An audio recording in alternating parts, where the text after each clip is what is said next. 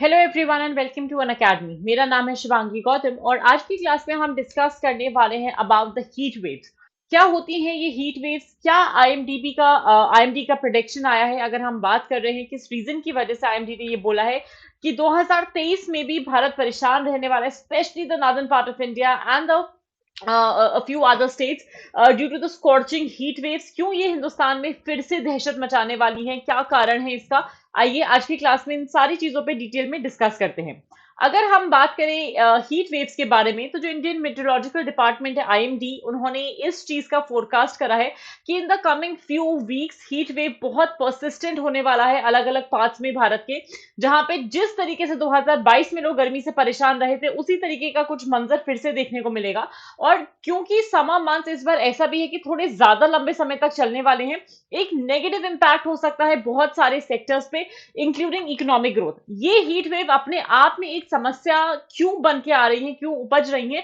क्योंकि next year election year होने वाला है और हीट वेव की वजह से जैसे जैसे sectors of economy will be affected, it might have a effect on the voter turnout, it might have a effect on the economy. और लोगों को पिछले 5-6 साल का काम दिखे ना दिखे, बट ये 1-1.5 साल का जो एक स्लो डाउन का पीरियड है वो ज्यादा याद रहेगा।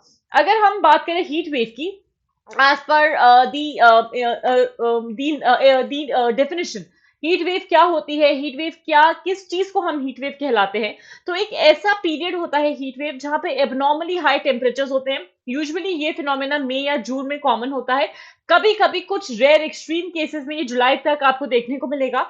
आईएमडी क्लासिफाई करता है हीट वेव को रीजन वाइज और टेम्परेचर रेंजेस वाइज। तो आईएमडी कभी ये नहीं बोलेगा कि इस पर्टिकुलर डे को या इस पर्टिकुलर टेम्परेचर पे हम हीट वेव आती है। अलग अलग रीजन के लिए अलग अलग टेम्परेचर का रेंज दिया जाता है। जहां पे आईएमडी के हिसाब से हीट वेव्स का जो दिन है भारत में 413 दिन से लेके 600 तक इंक्रीज हो गया है। There was a time where in India 1981-1990 में 413 डेज आपको हीट वेव के देखने को मिले थे। लेकिन जो 2011 से 2020 का ये जो 10 साल का पीरियड था, वहां पे देयर वाज 600 डेज, ऑलमोस्ट रफली 2 years of heat wave India has witnessed. ये जो शार्प राइज हुआ है हीट वेव के डेज का across India, this is a result of climate change. जहां पे ग्लोबल वार्मिंग की वजह से हम देख सकते हैं कि भाई हीट वेव का इतना टेरिबल इंपैक्ट क्यों पड़ रहा है। अब अगर हम सबसे पहला बात डिस्कस करें, आईएमडी किस एरिया को कैसे डिक्लेयर करती है हीट वेव, और हीट वेव का क्राइटेरिया क्या होता है? तो हीट वेव उस पर्टिकुलर एरिया को या उस पर्टिकुलर जगह पे बोला जाता है किसी भी स्टेशन का टेम्परेचर प्लेन एरिया में 40 डिग्री से ज्यादा हो और हिली एरिया में 30 डिग्री से ज्यादा। जहां पे जो नॉर्मल टेम्परेचर है, अगर 40 डिग्री चल रहा है तो 5 या 6 डिग्री का अगर उसमें चेंज आ गया, that is a heat wave condition. 60 degree का अगर टेम्परेचर बढ़ गया, मान लो 40 से 47 हो गया, that is a severe heat wave condition. Normal temperature की अगर हम बात करते हैं 40 डिग्री है और 4 से 5 डिग्री बढ़ा, that is again considered a heat wave condition. और 6 डिग्री के ऊपर चला गया वो temperature, that is a severe heat wave condition. On the other hand, जो एक्चुअल मैक्सिमम टेम्परेचर होता है वो 45 डिग्री या इससे ज्यादा रहता है irrespective of the normal maximum temperature, तब भी इस एरिया को हीट वेव एरिया डिक्लेयर कर दिया जाएगा। तो हीट वेव के लिए anything above 40 is considered to be a heat wave। अगर हम हीट वेव की बात करें तो 2-3 एरियाज हमारे लिए जो बहुत कंसिस्टेंट रहते हैं। प्लेन एरिया में 40 degree plus 5 to 7 degree, hilly areas में 30 डिग्री प्लस 5 to 7 डिग्री। जहां पे 45 degree any location the temperature above 45 degree Celsius, that would be considered a heat wave. Coastal areas में anything above 40 degree, that would be considered as a heat wave. अगर heat wave conditions की हम बात कर रहे हैं तो बस आपको ये याद रखना है फिगर, 40 डिग्री के 5 से 6 डिग्री ज्यादा टेम्परेचर हीट वेव आ जाएगा। सेवियर हीट वेव के लिए 40 डिग्री के ऊपर 6 से 7 डिग्री पे सेवियर हीट वेव आ जाएगा। अब सबसे बड़ा सवाल जो आता है, जो एक सबसे इंपॉर्टेंट 4 पॉइंट प्ले करता है, हीट वेव का इंपैक्ट क्या है भारत में? We have seen economic impact of heat wave, the impact on the agricultural sector, human mortality पे impact आता है, food insecurity पे भी दिक्कत आती है।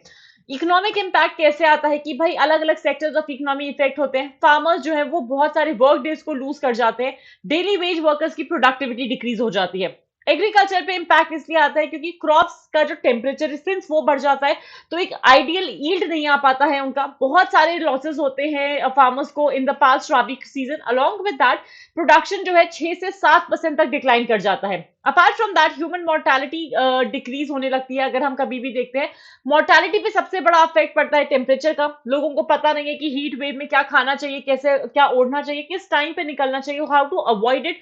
लॉन्ग टर्म मिटिगेशन कोई मेजर्स नहीं होते हैं। इसी के साथ साथ डायबिटीज, सर्कुलेटरी डिजीजेस या मेंटल हेल्थ डिजीजेस बढ़ जाते हैं, बिकॉज इतना सेवियर, इतना हाई टेम्परेचर होता है। It becomes very difficult to step out of your houses as well. Food insecurity, भाई हीट के चक्कर में ड्राउट के इवेंट्स बढ़ जाते हैं, जिस वजह से क्रॉप का प्रोडक्शन लॉसेस होता है, and the tree mortality also decreases.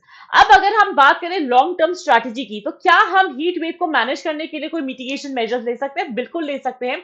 Certain measures could be कि भाई हम लोगों को एक हीट वेव एक्शन प्लान देना चाहिए, जहां पे पब्लिक अवेयरनेस और अर्ली वार्निंग सिस्टम होने चाहिए। जैसे आईएमडी ने ऑलरेडी बता दिया कि भाई इस साल आपको हीट वेव देखने को मिलेंगे। अगर डेट्स या कुछ इस तरीके का लोगों को टाइमलाइन पता लग जाए कि भाई इसी टाइम के अराउंड हीट वेव ज्यादा होगा, दे कैन इंश्योर कि वो ट्रैवल अपना कम कर रहे हैं, या वो they are carrying some sort of a glucose bottle with themselves, किसी ना किसी तरह का ओआरएस सोल्यूशन वगैरह कैरी कर रहे हैं, ताकि बॉडी में डिहाइड्रेशन ना हो। क्लाइमेट एक्शन प्लान्स को इंप्लीमेंट करना चाहिए सरकार को।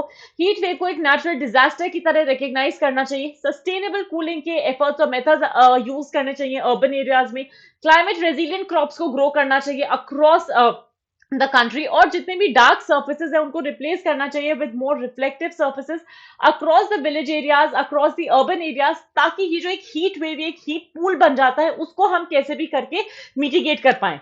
हीट वेव से रिलेटेड क्वेश्चंस भी आए थे 2010 में। ये क्वेश्चन आया था ग्लोबल वार्मिंग से रिलेटेड कि भाई पॉसिबल लिमिटेशंस क्या हो सकते हैं भारत के लिए to mitigate the global warming, जहां पे 3 स्टेटमेंट दिए गए थे, out of that you have to mark the correct one. So read it carefully and answer the correct option in the comment section. Before I wind up, a super quick reminder about the new batches which will be starting at Unacademy. 14 अप्रैल यानी कल से हमारा unlock 2023 तक का offer रहेगा, जिसको use करके आपको 20% का ऑफ मिल सकता है।